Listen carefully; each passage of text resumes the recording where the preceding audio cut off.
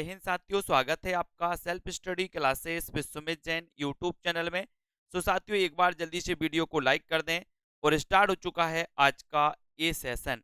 आज के इस सेशन में दोस्तों हम पढ़ने वाले हैं हिंदी साहित्य से संबंधित महत्वपूर्ण प्रश्न और उत्तर को। ठीक है, तो आज दोस्तों मॉडल पेपर 350 है। अगर आप मॉडल पेपर लेना चाहते हैं तो ये मॉडल पेपर दोस्तों मात्र आप 350 में परचेस कर सकते हैं, है ना। 3000 प्रश्नों की टेस्ट सीरीज दोस्तों मात्र आप 350 में इसको ले सकते हैं। जिनको भी अध्ययन करना है, जिनको भी प्रैक्टिस करना है, तो आज ही सेल्फ स्टडी क्लासेस ऐप को डाउनलोड कर लें और दोस्तों अपनी तैयारी में लग जाएं। और जो भी हमारे टीजीटी पीजीटी वाले साथी हैं वो मॉडल पेपर को जरूर परचेस करके अपना अध्ययन जरूर अच्छा बनाएंगे, है ना। और दोस्तों एक अंतिम ब्रह्मास्त्र यानी कि क्रैश कोर्स आपके लिए लास्ट 10 दिनों के लिए आपके लिए रखा गया है। एक कोर्स मात्र 599 के लिए रखा है दोस्तों। जिन भी साथियों को मात्र 10 दिनों में बहुत अच्छी तैयारी करनी है वो अंतिम ब्रह्मास्त्र यानी कि क्रैश कोर्स में दोस्तों एडमिशन ले सकते हैं, जिसमें आपको डाउट्स वीडियो मिलेंगे, 5000 प्रश्नों की टेस्ट सीरीज मिलेगी, ट्रिकी वीडियो, हिंदी व्याकरण निचोड़ क्लासें इसमें आपको मिलने वाली हैं। ठीक है, तो जितने भी हमारे साथी हैं जिनको भी अध्ययन बहुत अच्छे से करना है और लास्ट के 10 दिनों में टीजीटी के दोस्तों तैयारी बहुत अच्छी करनी है, रिवीजन करनी है, तो self study classes app download कर लो और इस अंतिम ब्रह्मास्त्र क्रैश कोर्स में एडमिशन लेकर के अपना अच्छा अध्ययन बना सकते हो। ठीक है, चलिए तो स्टार्ट करते हैं फिर आज का ये सेशन। प्रेमचंद की कौन सी कृति अंग्रेजों द्वारा जब्त कर ली गई थी? प्रेमचंद जी के बारे में पढ़ने वाले हैं दोस्तों, है ना। प्रेमचंद जी जिनका की वास्तविक नाम था धनपत राय। ठीक है, उर्दू में ये नवाब राय नाम से लिखते थे। और दोस्तों प्रेमचंद की कौन सी कृति अंग्रेजों द्वारा जब्त कर ली, ये आपको बताना है। कायाकल्प, सोजे वतन, निर्मला या फिर इनमें से कोई नहीं। वो कृति कौन सी है दोस्तों जो अंग्रेजों द्वारा जब्त कर ली गई थी, ये आपको बताना है। अच्छा क्वेश्चन है, बहुत बढ़िया क्वेश्चन है और आपने भी उत्तर बिल्कुल सटीक लगाया कि सर सोजे वतन जो इनकी कृति थी जिसे अंग्रेजों द्वारा जब्त कर लिया गया था, यानी कि आपका उत्तर यहां पर हो जाएगा विकल्प नंबर वी नंबर आपका राइट आंसर होगा। सफेद कौवा कहानी के लेखक कौन है? सफेद कौवा एक किसकी कहानी है? ऐसा प्रश्न अगर आपसे पूछा गया है तो जल्दी से आपको उत्तर लगाना है। सफेद कौवा कहानी के लेखक कौन है, बताइए जल्दी से।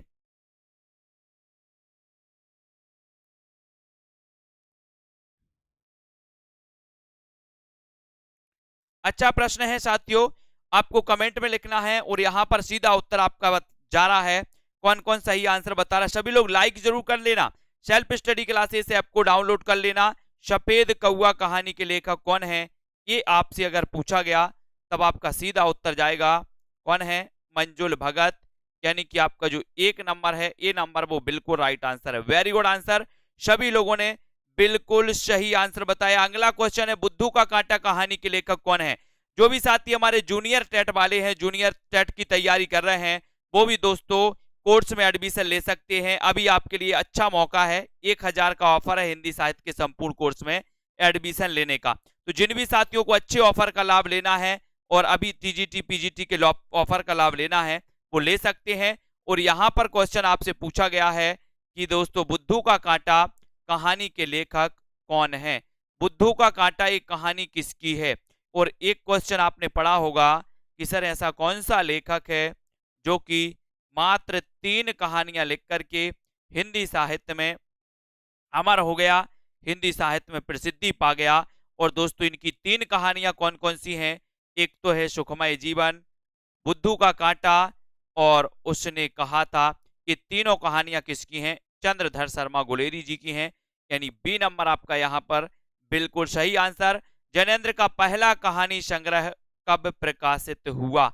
जैनेन्द्र का पहला कहानी संग्रह दोस्तों कब प्रकाशित हुआ, ये आपको बताना है। 1934 में, 29, 39 या फिर 1937 में।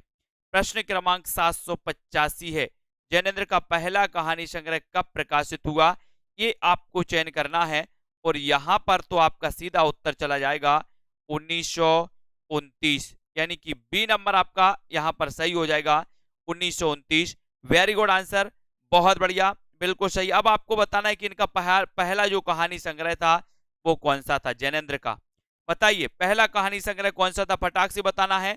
दामुल का कैदी के लेखक कौन है दोस्तों? दामुल का कैदी प्रसाद, सुदर्शन, प्रेमचंद या फिर यशपाल, यानी कि 786। दामुल का कैदी ये किसकी रचना मानी जाती है? सभी साथी सेल्फ स्टडी क्लासेस ऐप को जरूर डाउनलोड कर लें।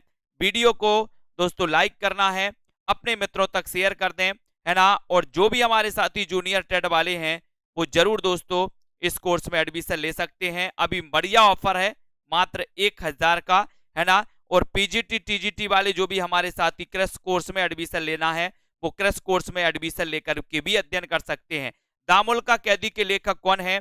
ये आपसे अगर क्वेश्चन पूछा गया तो ये बहुत ही बढ़िया प्रश्न है, ये हमेशा पूछा जाता है। और आपका फिर आंसर आया है जैनेन्द्र, यानी कि 3 नंबर आपका बिल्कुल सही है। सी नंबर आपका राइट आंसर हो जाता है। यहां पर किस सदी में गद्य में एक नई विधा का विकास हुआ जिसे कहानी के नाम से जाना जाता है?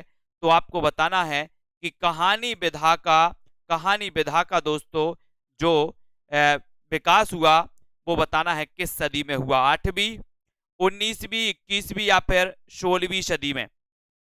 कौन सी सदी में कहानी का विकास हुआ? ऐसा भी क्वेश्चन आपसे पूछा जाता है। अपन पढ़ते दोस्तों आचार्य रामचंद्र शुक्ल के अनुसार कि हिंदी की पहली कहानी कौन सी मानी जाती है? इंदुमती। इंदुमती, इनको भी अपन को याद करना है। किस सदी में गद्य में एक नई विधा का विकास हुआ जिसे कहानी के नाम से जाना जाता है? और आपका राइट आंसर हो जाएगा 19वीं। किस सदी में? 19वीं सदी में, यानी कि आपका जो बी नंबर है वो बिल्कुल सही है। बी जिन्होंने बताया है वो आपका राइट आंसर हो जाएगा, बिल्कुल राइट आंसर। निम्न में से कौन सी रचना अमरकांत की है? अमरकांत की कौन सी रचना है दोस्तों?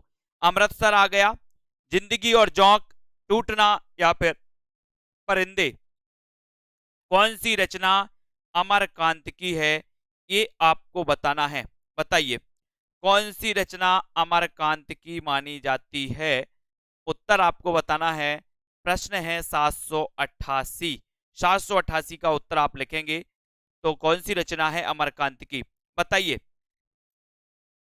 जल्दी से आपको चयन करना है। 788 का उत्तर अमरकांत के बारे में आप जानते हैं, है ना। और अमरकांत की रचना आपने बताई है कि सर जिंदगी और जोंक, जिंदगी और जोंक में हम क्या हो गए? अमर हो गए। जिंदगी और जोंक में अमर हो गए। तो ये जिंदगी और जोंक जो रचना है ये रचना दोस्तों अमरकांत की मानी जाती है, यानी कि आपका जो 2 नंबर है वो बिल्कुल सही है। ये लड़की किसकी रचना है? ये लड़की, ये लड़की, ये कई बार पूछा गया। ये लड़की की रचनाकार कौन है? मैत्री पुष्पा, मन्नू भंडारी? जल्दी से बताना है। कुरैशी जी बताइए, सुनील द्विवेदी जी, सरोज जी, उत्तर बताना है। ये लड़की किसकी रचना मानी जाती है? ये लड़की 789 का आंसर है।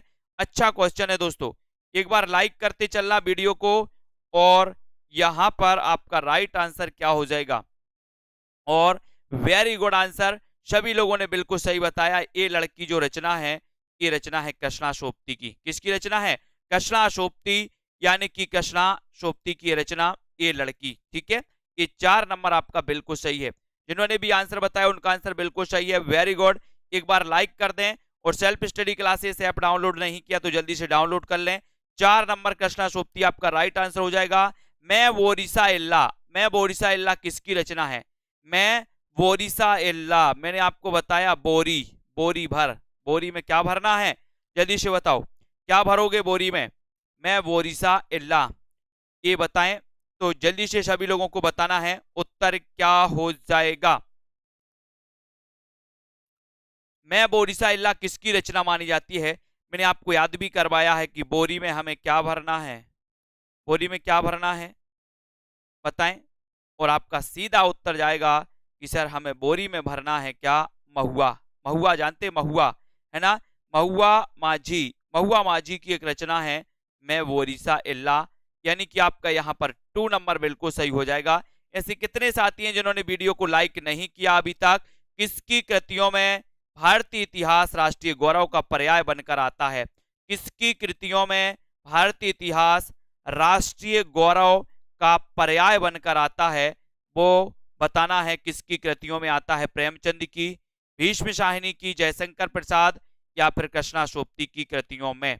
तो बताएं किसकी कृतियों में भारतीय इतिहास राष्ट्रीय गौरव का पर्याय बनकर आया है, ये आपको बताना है। जो भी हमारे टीजीटी पीजीटी वाले साथी हैं, जो टीजीटी और पीजीटी का एग्जाम दे रहे हैं, उनके लिए मैंने अलग से एक क्रैश कोर्स बनाया है दोस्तों, कि आप 10 से 15 दिन में आराम से इस क्रैश कोर्स के माध्यम से तैयारी टीजीटी पीजीटी की बहुत अच्छी कर सकते हैं।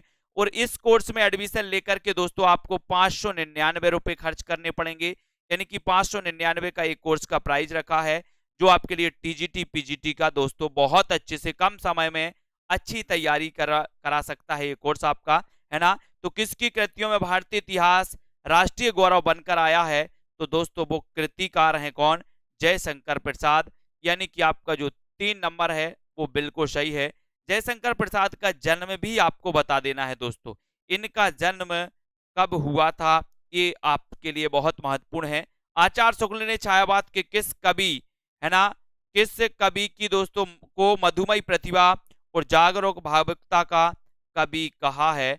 किस कवि को बताना है, किस कवि को मधुमयी प्रतिभा और जागरूकता भावुकता का कवि कहा है? पंत को, निराला को, प्रसाद को, या फिर महादेवी वर्मा को? आचार्य शुक्ल ने छायावाद के किस कवि को मधुमयी प्रतिभा और जागरूकता भावुकता का कवि कहा है, ये आपको बताना है। अच्छा क्वेश्चन है, 792 का उत्तर अपन को चयन करना है। सीधा आंसर आपका जाएगा दोस्तों प्रसाद। प्रसाद यानी कि आपका जो 3 नंबर है, मधुमयी प्रतिभा और जागरूकता भावुकता का कवि कहा जाता है दोस्तों किसे?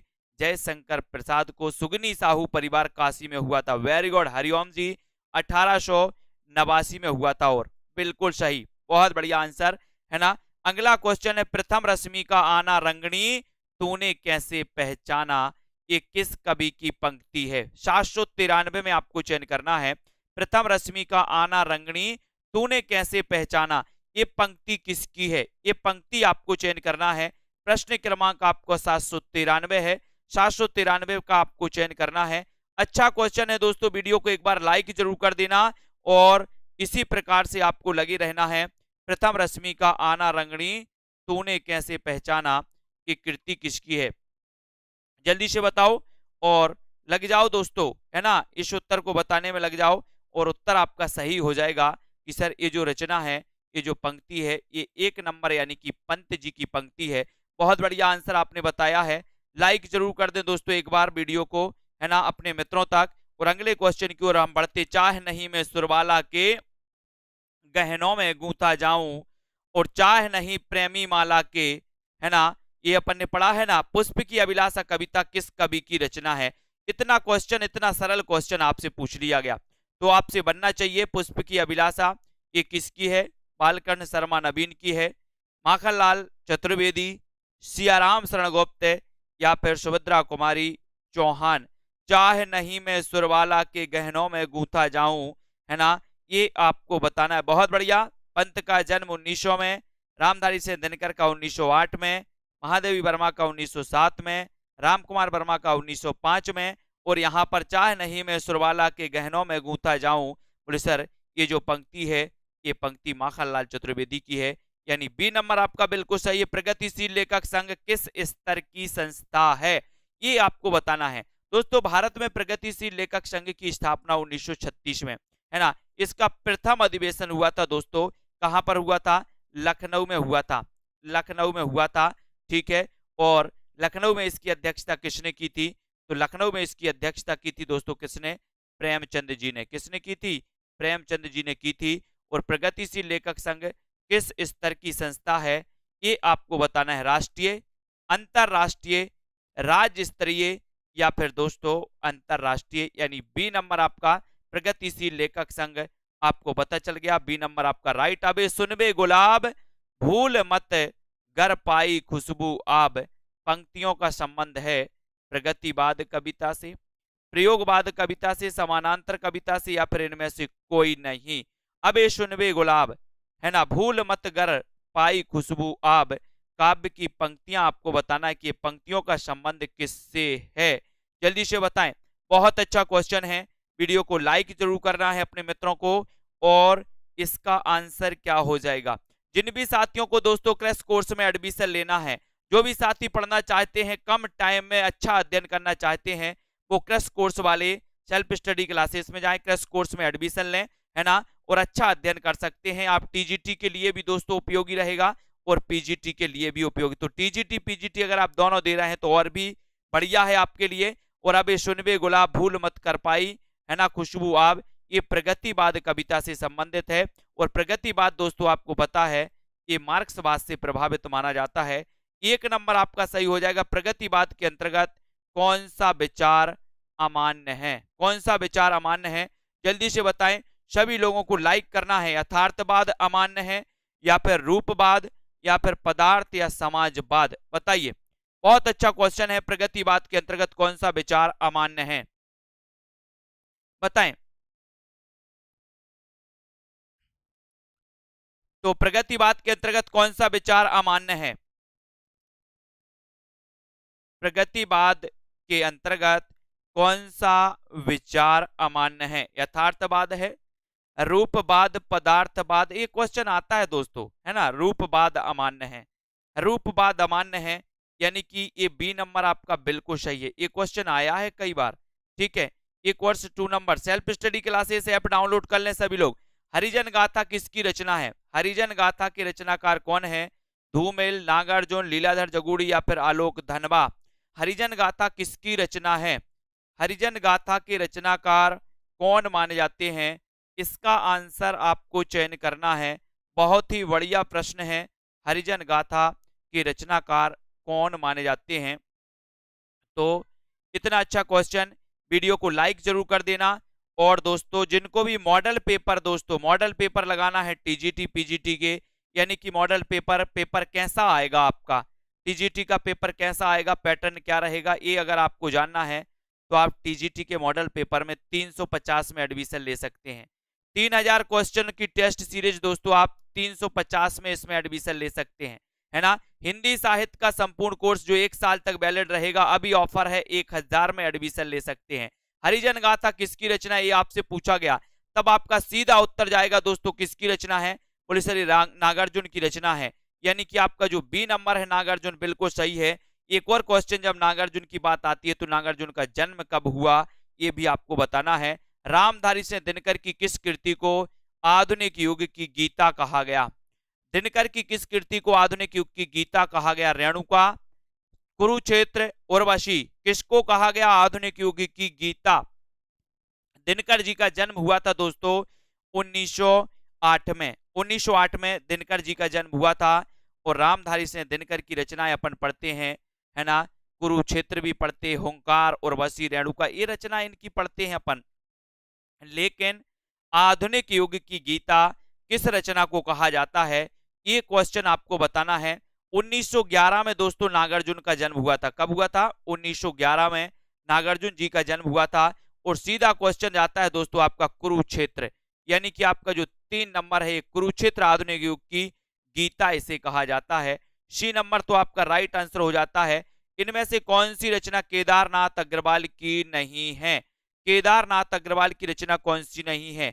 बताएं। युग की गंगा, नींद के बादल, आग का आईना, आग का झरना, या फिर दोस्तों युग धारा? बताइए, जल्दी से बताएं, है ना। वैसे आग का आईना है। इनमें से कौन सी रचना केदारनाथ अग्रवाल की नहीं है? बताइए। बहुत बढ़िया आंसर है और आपसे भी बनेगा। देखते हैं कौन कौन सही उत्तर बताता है। केदारनाथ अग्रवाल की रचना एक अपन पढ़ते हैं दोस्तों, फूल नहीं रंग बोलते हैं। फूल नहीं रंग बोलते हैं। केदारनाथ अग्रवाल को सभी जानते हैं, प्रगतिवादी काव्यधारा से जुड़े हुए हैं, है ना। और यहां पर आपका उत्तर क्या हो जाएगा? आपका उत्तर हो जाएगा दोस्तों युगधारा। युगधारा यानी कि डी नंबर। फिर ये युगधारा किसकी रचना है ये आपको बताना है। युगधारा के रचनाकार कौन है, इसका आंसर भी आपको चयन करना है। जल्दी से बताएं। ये युगधारा केदारनाथ की तो नहीं है, फिर ये युगधारा किसकी है? बताइए।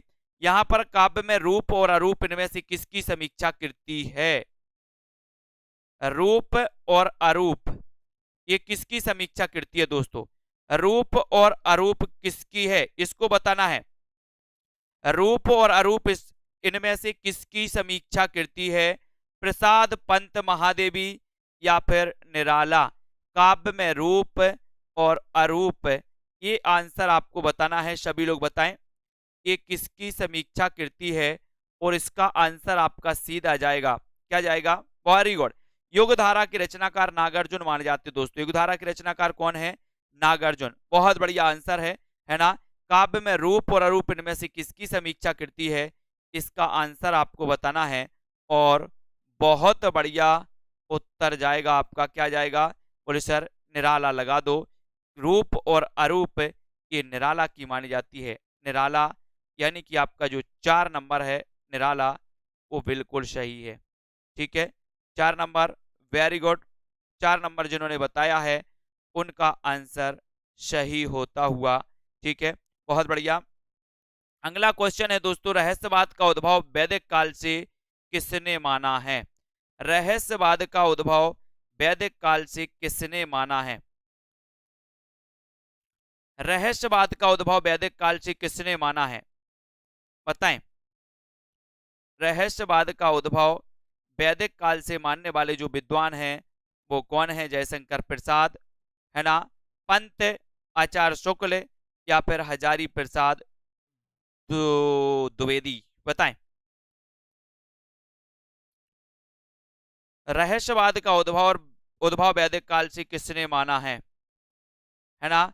अपन पढ़ते हैं दोस्तों, रहस्यवाद को पढ़ते हैं, और रहस्यवाद का उद्भव वैदिक काल से जो मानेंगे वो कोई विद्वान ऐसे वैसे नहीं होंगे। वो विद्वान होंगे दोस्तों कौन? कौन होंगे? कौन होंगे? बोले सर जयशंकर प्रसाद होंगे। रहस्यवाद का उद्भव वैदिक काल से जो माना है वो किसने माना है?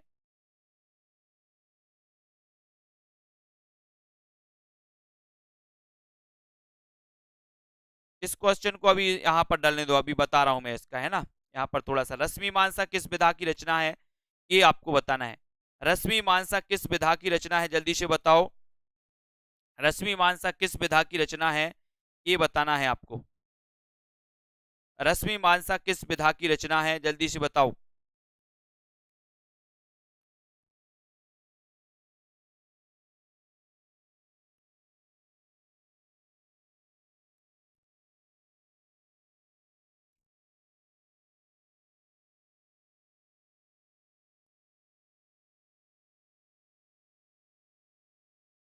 तो यहां पर आपका रश्मि मानसा तो सभी को पता है कि सर ये जो रश्मि मानसा है ये क्या है? आलोचना विधा से संबंधित है। बी नंबर आपका बिल्कुल सही है ना। इसको एक बार चेक कर लेना अगर आपको दोस्तों ये रहस्यवाद का उद्भव वैदिक काल से, इसको एक बार चेक करके बताओ, है ना। नेट पर चेक करो एक बार। और ये रश्मि मानसा आलोचना आपको पता ही हो गया। छायावाद को प्रगीतों का आंदोलन किसने कहा, जल्दी से बताओ। छायावाद को प्रगीतों का आंदोलन किसने कहा, इसका आंसर आपको बताना है, जल्दी से बताओ।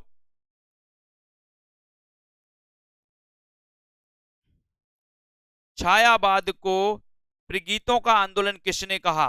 प्रगीतों का आंदोलन किसने कहा, जल्दी से बताएं।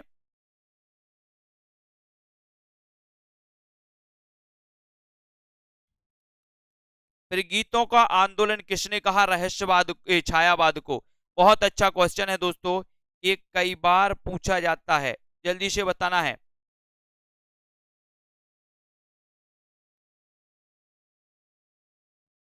और यहां पर बिल्कुल सही आंसर है, बोले सर दिनकर ने। किसने कहा है? दिनकर, यानी ए नंबर। छायावाद को प्रगीतों का आंदोलन कहा है दोस्तों दिनकर जी ने। एक नंबर आपका बिल्कुल यहां पर राइट आंसर हो जाएगा, ए नंबर, वेरी गुड आंसर। गद्य को जीवन संग्राम की भाषा किसने कहा? अगला क्वेश्चन आपका आता है, गद्य को जीवन संग्राम की भाषा किसने कहा है? मुक्तिबोध, अज्ञेय, निराला या फिर डॉक्टर नगेंद्र? गद्य को जीवन संग्राम की भाषा किसने कहा है? फटाक से बताना है।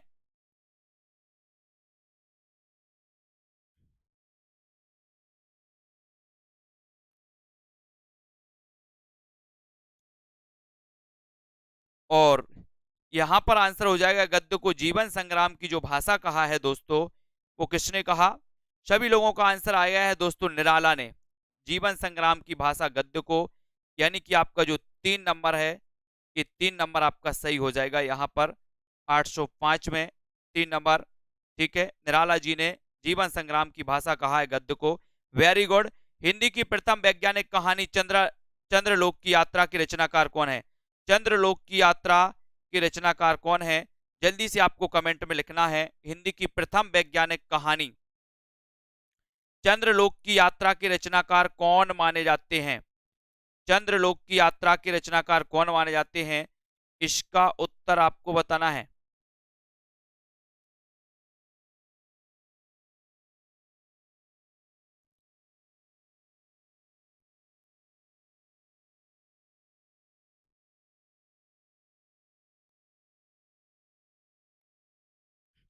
और ये दोस्तों चंद्रलोक की यात्रा के जो लेखक हैं वो कौन है?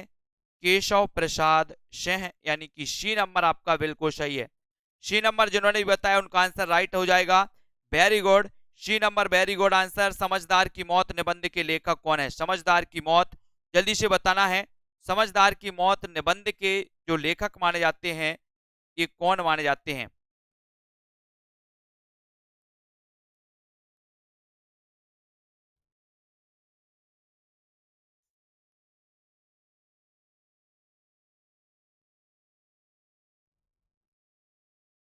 समझदार की मौत ये निबंध के लेखक कौन है?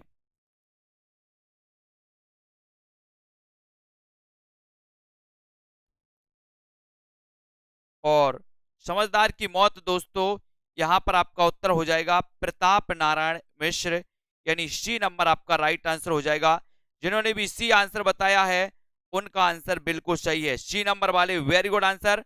अब आपको बताना है पंडित बालकृष्ण भट्ट का प्रथम निबंध कौन सा है? बालकृष्ण भट्ट का प्रथम निबंध कौन सा है ये आपको चयन करना है।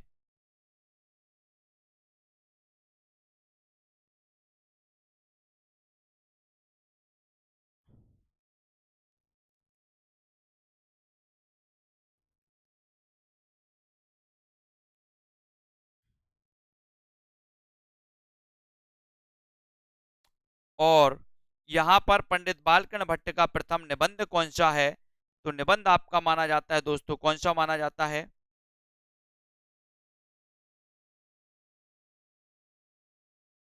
कौन सा माना जाता है बालकृष्ण भट्ट का? आत्मगौरव, माता का स्नेह, चंद्रोदय, कलिराज की सभा। और बिल्कुल सही आंसर है दोस्तों कलिराज की सभा। 4 नंबर आपका डी नंबर बिल्कुल सही है। भाषा का जादूगर किसे कहा जाता है? भाषा का जादूगर किसे कहा जाता है? ये बहुत बढ़िया प्रश्न है यहाँ पर।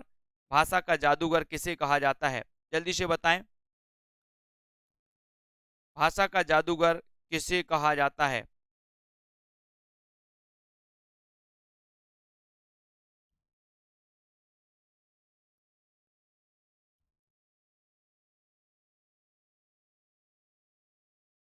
भाषा का जादूगर बताना है।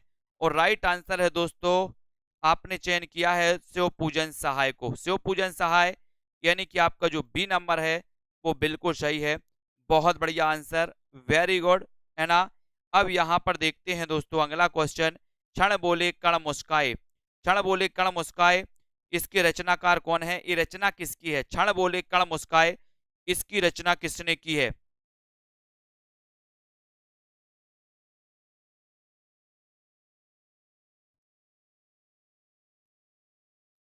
क्षण बोले कण मुस्काए, और ये जो रचना है दोस्तों ये रचना है, बताएं।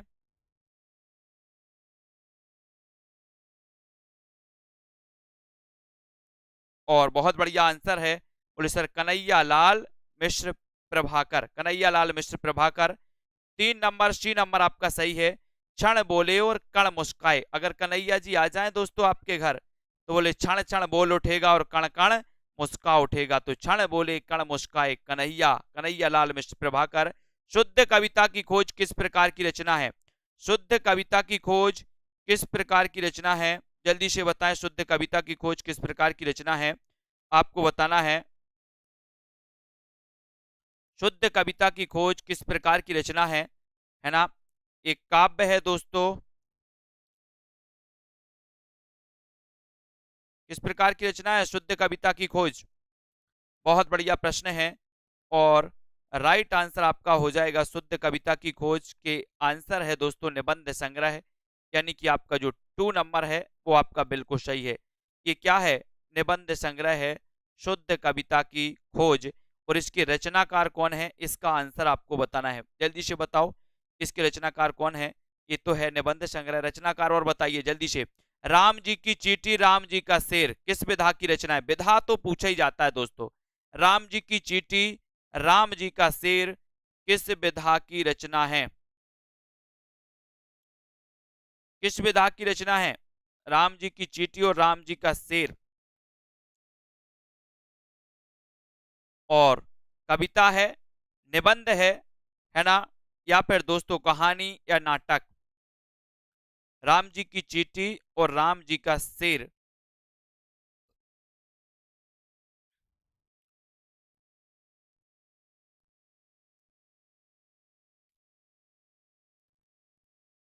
और बिल्कुल सही आंसर है राम जी की चींटी, राम जी का शेर। इसकी जो विधा है दोस्तों वो क्या है?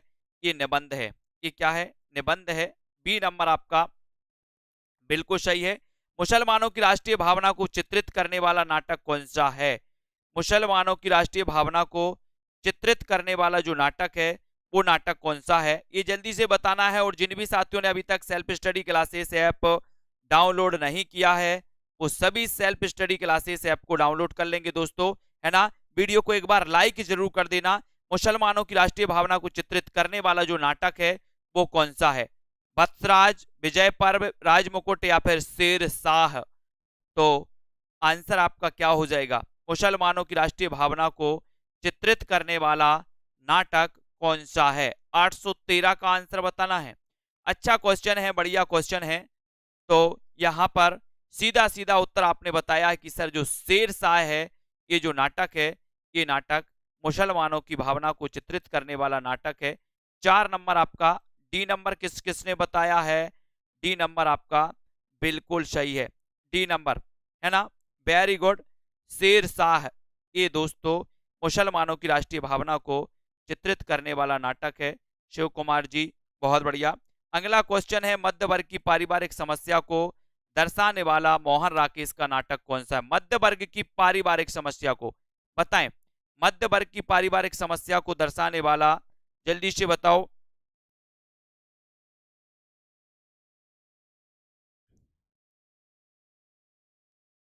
मध्य वर्ग की, दोस्तों मध्य वर्ग की पारिवारिक समस्या को बताना है।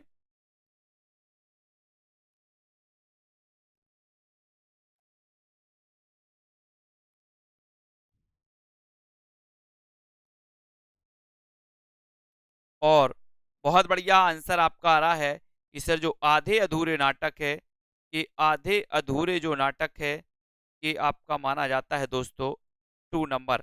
2 नंबर आपका सही है। मध्य वर्ग की पारिवारिक समस्या को दर्शाने वाला ये नाटक है ना।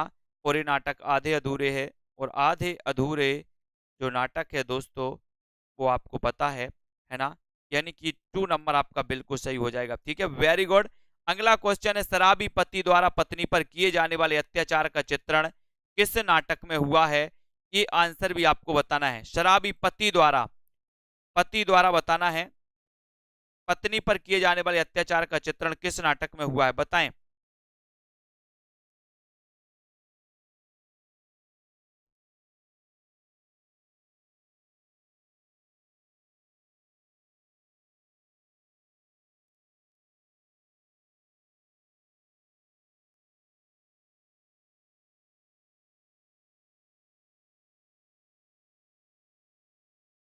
और यहां पर आपका बिल्कुल सही आंसर होगा शरबो है, शराबी पति द्वारा पत्नी पर किए जाने वाले अत्याचार का जो चित्रण हुआ है वो हुआ है अंधा कुआं में। अंधा कुआं, वेरी गुड, बहुत बढ़िया। अगला क्वेश्चन बताना, नाटक को पंचम वेद की मान्यता किसने दी? नाटक को पंचम वेद की मान्यता किसने दी? ये आपको बताना है। नाटक को पंचम वेद की मान्यता किसने दी है? अच्छा क्वेश्चन है। सभी लोग एक बार लाइक जरूर कर दें दोस्तों, अपने मित्रों तक शेयर जरूर करते रहें। नाटक को पंचम वेद की मान्यता देने वाले जो विद्वान हैं वो विद्वान कौन है? नाटक को पंचम वेद की मान्यता किसने दी है? वीडियो को लाइक जरूर कर लेना। टीजीटी पीजीटी वाले हमारे जो भी साथी हैं, है ना, और दोस्तों जिनको भी क्रैश कोर्स में एडमिशन लेना है है ना, जो भी टीजीटी पीजीटी की अच्छी तैयारी करना चाहते लास्ट के 10-15 दिनों में, वो क्रैश कोर्स में एडमिशन ले सकते हैं। नाटक को पंचम वेद की मान्यता दी है दोस्तों किसने? भरत मुनि ने। भरत मुनि, है ना, आपको पता है इनका ये ग्रंथ है नाट्य शास्त्र, है ना। सबसे प्राचीन संप्रदाय कौन सा माना जाता है? आपको पता है रस्य संप्रदाय, रस्य संप्रदाय माना जाता है। और रस्य संप्रदाय के दोस्तों प्रवर्तक कौन है? आचार्य भरत मुनि, ठीक है, आपको पता होगा। नेक्स्ट बताना है मिर्जा गालिब के दोस्तों आधार बनाकर लिखा गया नाटक कौन सा है, ये बताना है। यहाँ पर विकल्प थोड़ी मिस्टेक है, सीधे सीधे क्वेश्चन 4-5 मैं आपसे पूछ लेता हूँ, सभी लोगों को बताना है, सभी लोग बताएंगे। कुछ संप्रदाय आपसे पूछ लेते हैं, यहाँ पर कुछ अपन को दोस्तों वो करना पड़ेगा। एक जो क्वेश्चन आपका रह गया उसका उत्तर मैं आपको कल बताऊंगा, है ना, उसको भी थोड़ा सा डाउट्स में डाल दो, ठीक है। तो आपसे 3-4 क्वेश्चन पूछ ले रहे हैं दोस्तों कि आप लोगों की टीजीटी पीजीटी की तैयारी कैसी चल रही है, और ऐसे कौन कौन से साथी हैं जिन्होंने अभी तक जूनियर टेट की तैयारी भी कर रहे हैं और दोस्तों टीजीटी पीजीटी की तैयारी भी कर रहे हैं, है ना। और ऐसे कितने साथी हैं जिन्होंने सेल्फ स्टडी क्लासेस ऐप को अभी तक डाउनलोड नहीं किया है, और जो लास्ट के 10-15 दिनों में दोस्तों अध्ययन करना चाहते हैं, तो ऐसे कितने साथी, वो सभी साथी बता दें कि दोस्तों आपने क्या स्ट्रेटजी रखी है अपने इस तैयारी की, क्या रणनीति आपने बनाई है इस तैयारी को 10 दिन में, किस प्रकार से तैयारी आप लोग कर रहे हैं, है ना, वो आपने क्या रणनीति बताई है, जरा बताते जाओ सभी लोग, है ना। और दोस्तों ये जो परीक्षा है, अब तो आपका एडमिट कार्ड भी निकल के आ गया टीजीटी का, है ना। तो टीजीटी तो आपको पर देना ही है, एग्जाम आने ही वाला है, तो लास्ट के 10 दिनों में क्रैश कोर्स में एडमिशन भी आप ले सकते हैं।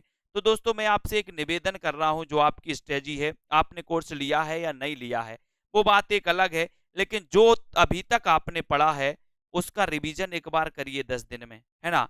एक मैंने अलग से एक कोर्स बनाया है, एक क्रैश कोर्स बनाया है दोस्तों, उसमें मैंने प्रैक्टिस सेट रखे हैं, उसमें मैंने हिंदी साहित्य का संपूर्ण निचोड़ रखा है, यानी कि जो जो क्वेश्चन आपसे पूछे जाते हैं, है ना। काव्य शास्त्र दोस्तों टीजीटी में आएगा आपका, काव्य दोष काव्य गुण इस प्रकार से आपके पूछे जाएंगे, उनको आप थोड़ा थोड़ा सा पढ़ लेना, है ना। और दोस्तों और किसी को कोई ऐसा लग रहा है सुपर टेट की तैयारी अभी नहीं हो रहा, मीनाक्षी जी, है ना, ठीक है, पीजीटी का भी होगा एग्जाम, है ना। तो तैयारी अपन को बराबर रखनी है, कोर्ट में फंसा हो मैटर या ना फंसा हो, तैयारी से कहीं अपन को चूकना नहीं है संतोष कुमार जी, है ना, बिल्कुल। और आपने दोस्तों जो पढ़ा है अभी तक, जैसे आप पढ़ते आ रहे हो हिंदी साहित्य को, आपने दोस्तों एक बार अच्छे से पढ़ लिया है, उसका धीरे धीरे रिवीजन करिए। आपने मॉडल पेपर दिए होंगे, आपको लगा होगा कि कौन सा दोस्तों हमारा चैप्टर बहुत कमजोर है ना, कौन सा चैप्टर बहुत कमजोर है, ठीक है।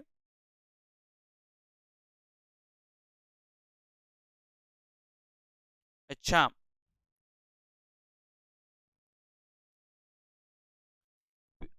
एडमिट कार्ड नहीं आ रहा, उस पर नंबर दिया है, नंबर पर संपर्क करिए, नंबर दिया है उस साइट पर, है ना, दूरभाष नंबर दिया है उस पर संपर्क करिए, वहां आपका हो जाएगा, ठीक है।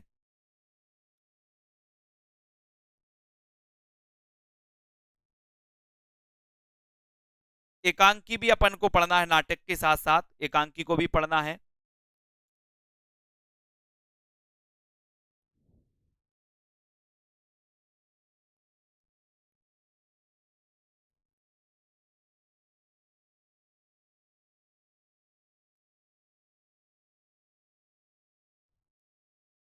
है ना, तैयारी तो अपन को करनी है, तैयारी करो, और जब तक मन में ये ना आ जाए कि यार अब बस, है ना।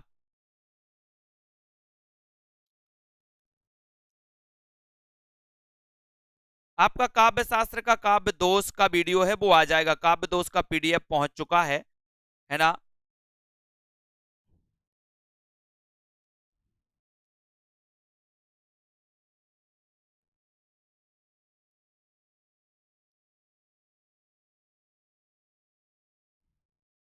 आपको लक्ष्य करके चलना है दोस्तों, 117 का लक्ष्य बनाइए, 117 का लक्ष्य आप बनाएं, 117 के लक्ष्य करके आपको दोस्तों एग्जाम देना है ना।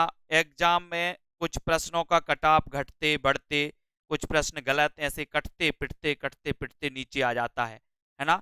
तो आपको लक्ष्य करके जाना 117, 117 का लक्ष्य करिए, है ना। और इस लक्ष्य को करके दोस्तों आपको अभी भी 10 से 15 दिन, आपके 10 दिन टीजीटी के लिए हैं और पीजीटी के लिए भी है, तो आप 117 का लक्ष्य करिए। कुछ क्वेश्चन गलत होते हैं, नंबर कटते हैं, पिटते हैं, है ना। तो इस प्रकार से दोस्तों, है ना, और इंपॉर्टेंट क्वेश्चन मैंने करवा दिए। जानवी जी निचोड़ क्लास में जाइए, जितने भी हमारे साथी हैं जिन्होंने कोर्स में लिया है, पूरा इंपॉर्टेंट इंपॉर्टेंट मैंने निचोड़ क्लास में आपको रख दिया है। निचोड़ क्लास में एक बार निचोड़ क्लासों को फिर से देखिए, है ना, निचोड़ क्लासों को देखिए। और दोस्तों निचोड़ क्लास में ही आपका पूरा प्रैक्टिस प्रैक्टिस उसको करिए, है ना। वन लाइनर आपको मैंने बहुत सारा करवा दिया है, जो भी इंपॉर्टेंट इंपॉर्टेंट चीजें हैं उनको करवा दिया है ना। तो उनको आप लोग करिए।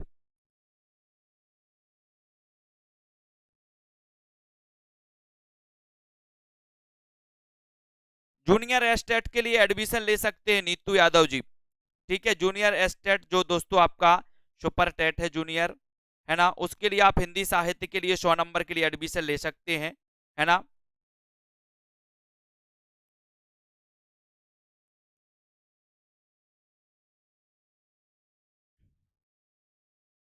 ठीक है, तो सभी साथियों को धन्यवाद, लगे रहें, है ना। लाइव क्लास नहीं मिलती, उसमें लाइव क्लास नहीं होती मयंक जी, उसमें रिकॉर्डेड ही मिलता है, रिकॉर्डेड रहता है। शब्द शक्ति का वीडियो पहुंच चुका है, उसके दोस्तों पीडीएफ पहुंच चुका है ऐप पर, है ना। भाषा विज्ञान में जाकर के देखो शब्द शक्ति का, उसमें दोस्तों अर्थ विज्ञान जो होता है, अर्थ विज्ञान में जो शब्द शक्तियां आती हैं, अर्थ विज्ञान के अंतर्गत आती हैं, तो उन शब्द शक्तियों को मैंने पीडीएफ में किया है, उसको कवर करिए आप लोग जब तक, है ना। भाषा विज्ञान की पीडीएफ में जाइए। भाषा विज्ञान में ध्वनि विज्ञान, शब्द विज्ञान, अर्थ विज्ञान, है ना। अर्थ विज्ञान को आप देखेंगे तो अर्थ विज्ञान में आपकी शब्द शक्तियां आएंगी, है ना। तो जिन भी साथियों को मॉडल पेपर में अपना प्रैक्टिस करना है, मॉडल पेपर लगाना है, वो मॉडल पेपर का जरूर लगाएं दोस्तों, है ना। मॉडल पेपर आपके कितने पहुंच चुके, 22 मॉडल पेपर पहुंच चुके हैं। 2 मॉडल पेपर, 3 और दोस्तों कल परसों तक आपके 30 तारीख के पहले मॉडल पेपर आपके पूरे आ जाएंगे। 25 मॉडल पेपर उसमें रहेंगे, ठीक है।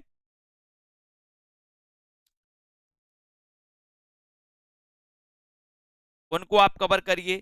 क्रैश कोर्स में जिनको एडमिशन लेना है, जो टीजीटी पीजीटी कर रहे हैं, वो टीजीटी वाले या पीजीटी वाले क्रैश कोर्स में दोस्तों आप लास्ट के 10-15 दिन में दोस्तों आप कर सकते हो, है ना। और आप दोस्तों,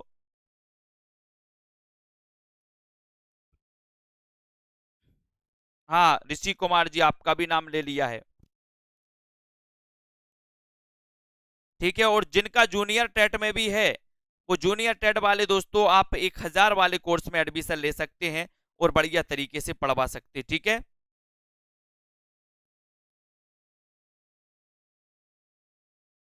है ना। तो सभी साथियों को धन्यवाद, बने रहें, तैयारी करते रहें, रिवीजन करते रहें। और दोस्तों जो भी आपका पक्ष, जो भी आपका टॉपिक कमजोर लगता है उसको एक बार कवर कर लें, ठीक है। टिक लगा के दोस्तों बढ़ते, टिक लगा के बढ़ते हुए आप आगे बढ़ें। एक में दोस्तों आपका सिलेबस होगा, सिलेबस में टिक लगाते जाएं और टिक लगाते लगाते आपका कोई टॉपिक छूट ना जाए, इस प्रकार से आप आगे बढ़ें, है ना। आपको टॉपिक पूरे कवर करना है। सभी साथियों को धन्यवाद, पढ़ते रहें, लाइक करते रहें। एग्जाम पार यूट्यूब चैनल में अभी दोस्तों एक क्लास आएगी, उस क्लास से सभी लोग जुड़ जाएं, है ना। लाइव क्लास एग्जाम पार में क्लास में दोस्तों 1000 क्वेश्चन की सीरीज चल रही है, वो भी आप लोग पढ़ें, ठीक है। और जिन भी साथियों को एडमिशन लेना है इस क्रैश कोर्स में, वो आज ही self study classes app download कर लो, जहां पर आपको हिंदी व्याकरण मिलेगी, हिंदी व्याकरण के दोस्तों प्रैक्टिस सेट भी मिलेंगे, निचोड़ क्लास, ट्रिकी वीडियो, 5000 प्रश्नों की टेस्ट सीरीज, डाउट्स वीडियो, ये सारी चीजें वहां पर मिलने वाली मात्र 599 में, ठीक है। और ये क्लास तो आपकी चल ही रही निरंतर, और यूट्यूब चैनल पर बहुत सारी क्लासें तो आ ही रही हैं आप लोगों के लिए, ठीक है। सभी लोगों को धन्यवाद, पढ़ते रहें, आगे बढ़ते रहें, अपनी तैयारी, अपनी रणनीति दोस्तों बहुत अच्छी बनाएं कि किस प्रकार से आपको 10 या 15 दिन में तैयारी करनी है, क्योंकि आपका पक्ष आपको ही पता होगा कि कौन सा पक्ष आपका कमजोर है।